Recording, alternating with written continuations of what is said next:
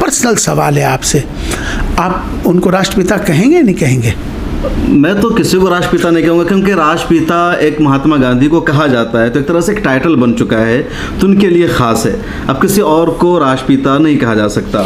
राष्ट्र के लिए वो पूरा जीवन समर्पित है। राष्ट्र के लिए तो सर आप भी अपनी ज़िंदगी को खपा रहे हैं, इतना जो कुछ आप कर रहे हैं, आप भी तो इसी देश के लिए कर रहे हैं। अगर सारे लोग इसी देश के लिए कर रहे हैं। अगर किसी को सम्मान मिल जाए, मैं उसे कहता भी हूँ कि इससे गैरों को भी बुलाया करो मस्जिद में, कम से कम मस्जिद के मालूम तो होंगे, मस्जिद में कैसे होते हैं, मस्जिद में कैसे इबादत होती है। जब हम आएंगे, छुप के कमरों में बैठ के मीटिंग कर रहे हैं, अल्लाह के वास्ते अब खुल के आ जाओ ज़रा बाहर और खुल के मीटिंग कर लो, तभी मैं इसमें इखलास समझूंगा। अस्सलाम वालेकुम रहमतुल्लाह, मिलत टाइम्स में खुश आमदीद। मैं हूं शम्स तबरेज़ कासमी और इस वक्त मैं मौजूद हूं इमाम हाउस में, या इंडिया गेट से जब आप जाते होंगे नई दिल्ली की तरफ तो एक मस्जिद आती है, इस मस्जिद को इमाम हाउस कहा जाता है। और यहाँ के जो इमाम है मौलाना डॉक्टर इमाम उमैर इलियासी साहब उनके साथ मौजूद हैं। आप ऑल इंडिया इमाम ऑर्गेनाइजेशन के भी सदर हैं और कल आपकी मुलाकात हुई मोहन भागवत से, जो आरएसएस के सर संचालक है। क्या बातचीत हुई और क्या नज़रिया है, उस पर हम बातचीत करेंगे। मौलाना उमैर इलियासी साहब, मिलत टाइम्स में खुश आमदीद। जी बहुत बहुत शुक्रिया। सबसे पहले आपसे ये जानना चाहेंगे कि कल जो 1 घंटे तक बंद कमरे में आपकी और मोहन भागवत साहब की बातचीत हुई, मुलाकात हुई, तो क्या अहम बातचीत थी वो?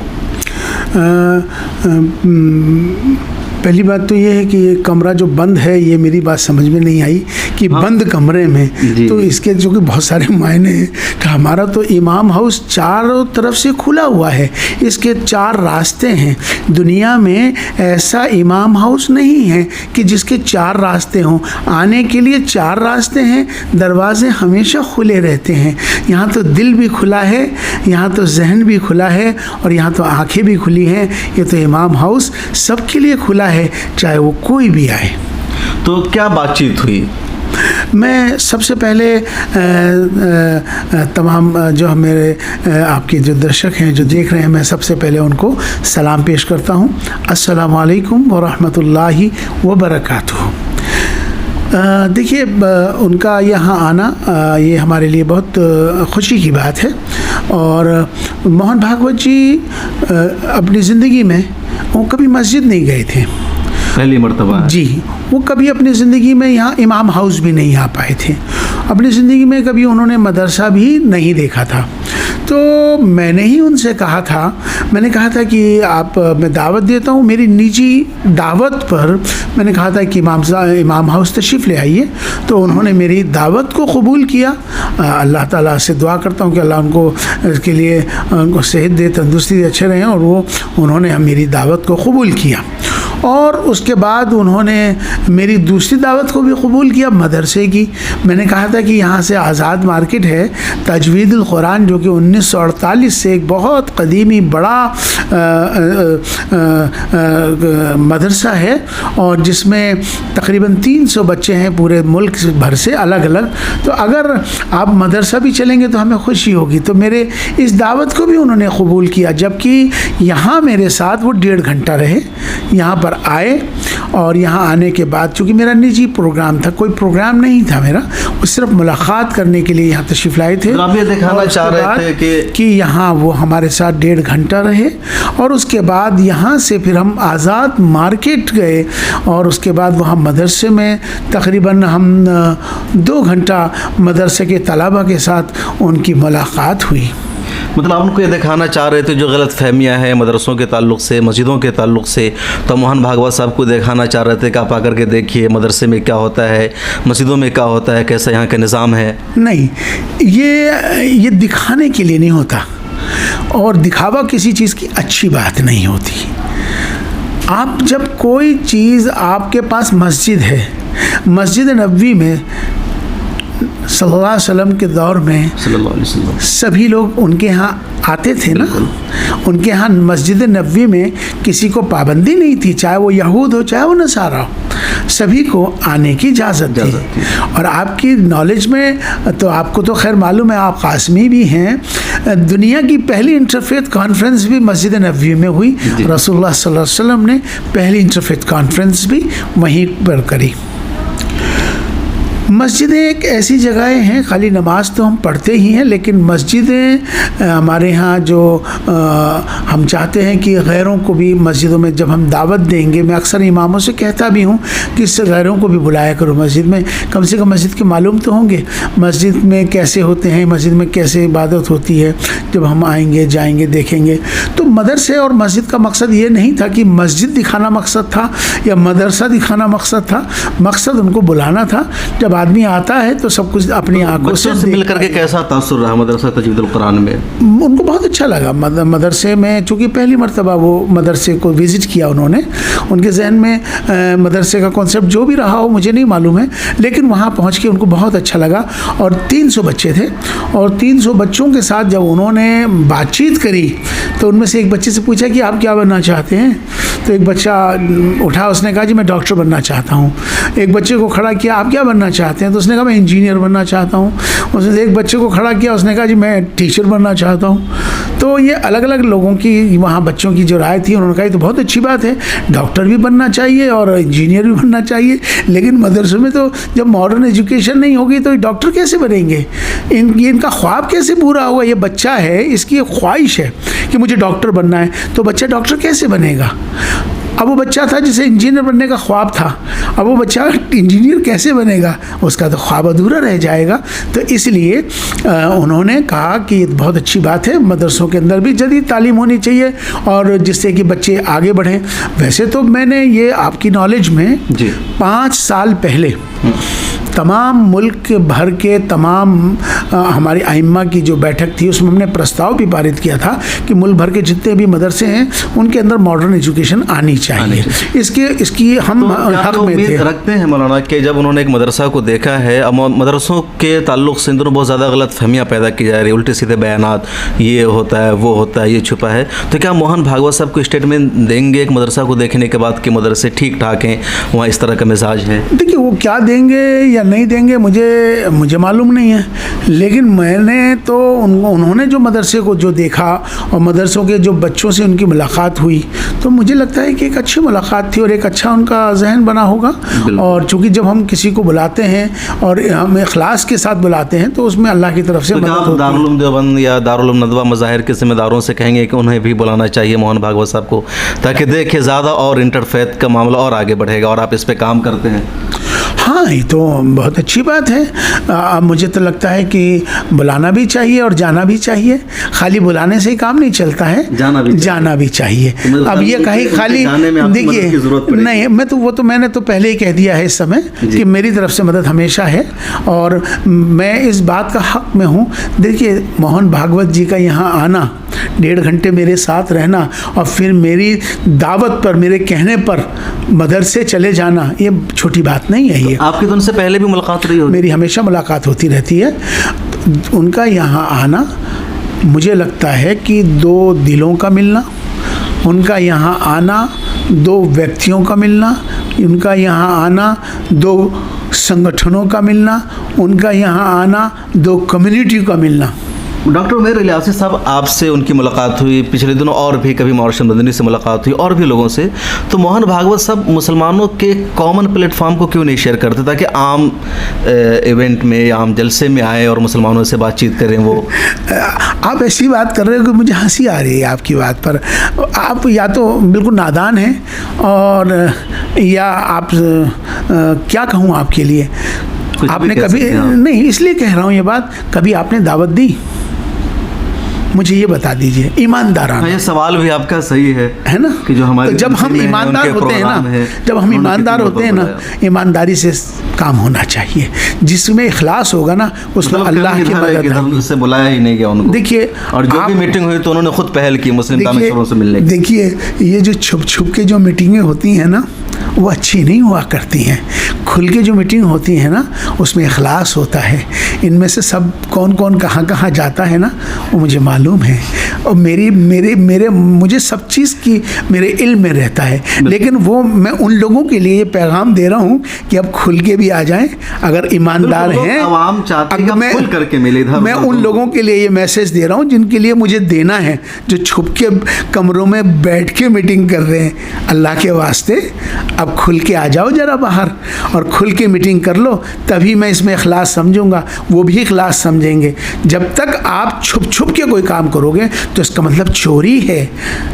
खुल के आओ ना, कोई ज़ाती मफाद है, अपना ज़ाती मफाद है, आओ ना खुल के इलियासी की तरह बन जाओ ना इलियासी। तो मेरा कहने का मकसद ये है कि हम सबको चाहिए कि हम एक दूसरे के यहाँ जाएं भी और उनको बुलाएं भी, और ईमानदारी से इस पर काम होना चाहिए। मैं एक बात और बताऊं कासमी साहब आपको, देखिए आने जाने से मोहब्बत कायम होती है। मिसाल के तौर पे वो हमारे आए, हम उनके यहाँ जाएं, है ना, आने जाने से संवाद बनता है, डायलॉग बनता है। डायलॉग एक ऐसा प्रोसेस है जो कंटिन्यूसली बने रहना चाहिए।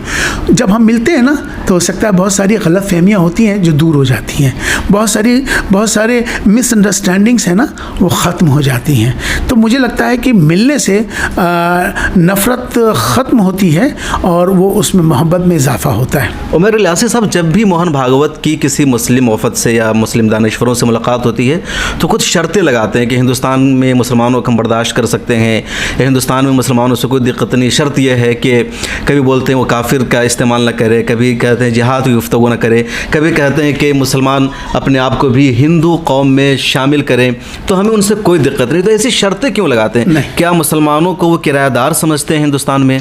देखिए, मैं कासमी साहब यही तो बता रहा हूँ कि ये गलत फहमियाँ आपको भी हैं और इसी तरह से बहुत सारे मुसलमानों को भी हैं। उनका जो काफिर का जो कहने का मकसद है उसको सही तरह से अभी तक किसी ने डिफेंड किया ही नहीं है। जब तक हम सब मिल के उनको, अगर उनको एक गलत फहमी है काफिर के हवाले से, तो आपने कोशिश की उनको काफिर के समझाने की, काफिर किसको कहते हैं। मेरे हिसाब से, मेरे जो बहुत से लोग देख रहे होंगे इस प्रोग्राम को, आप लोग भी अपने लोगों को बताइए काफिर का माने नॉन बिलीवर्स का है, नास्तिक का है। जो आस्तिक है, जो अल्लाह में, ईश्वर में, मतलब जो उसके साथ जिसका इकरार कर रहा है, और जो इनकार कर रहा है वो नास्तिक हुआ, वो काफिर हो गया। आप बताने के लिए तरीका भी तो होना चाहिए, है ना। अभी मैं अक्सर लोगों से पूछता हूँ, लोग अक्सर आती है बात कि अजान पे पाबंदी लग रही है लाउड स्पीकर पे, तो मैं पूछा हूँ कि अजान में क्या पढ़ा जाता है मालूम है? तो 99% लोगों को पता नहीं कि अजान में क्या पढ़ा जाता है। तो मकसद कहने का यह है कि अपनी चीज़ों को हम दूसरे पे थोपने लगते हैं। लेकिन एक लफ्ज़ और कहते हैं कि आप खुद को हिंदू करार दीजिए। दरअसल क्या है कि हमें ये समझने की बात है कि, और हमें समझाने की बात है कि वो क्या कहना चाहते हैं और आप क्या समझना चाहते हो। ये फ़र्क हो रहा है। अब ये फ़र्क ये हो रहा है कि वो हिंदू को अपने कल्चर मान के चल रहे हैं, हिंदू एक सभ्यता, एक संस्कृति को मान के चल रहे हैं, आप उसे कुछ और मान के चल रहे हैं, तो कन्फ्यूज़न हो रहा है।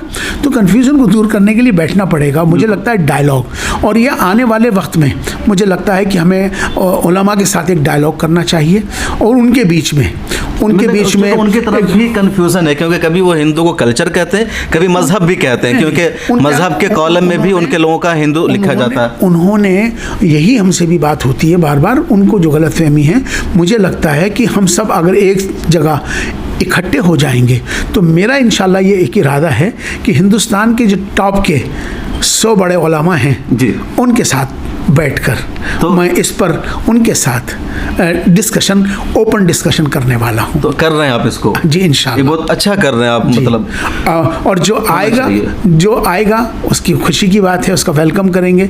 ये ना सोचे वो कि इलियासी कर रहा है, ऐसा ना सोचें। उसे सब, अगर हम ये मिल के सोचें कि ये कॉमन है, ये हम सब की जिम्मेदारी है, तो मुझे लगता है कि हम उसमें अचीव कर पाएंगे।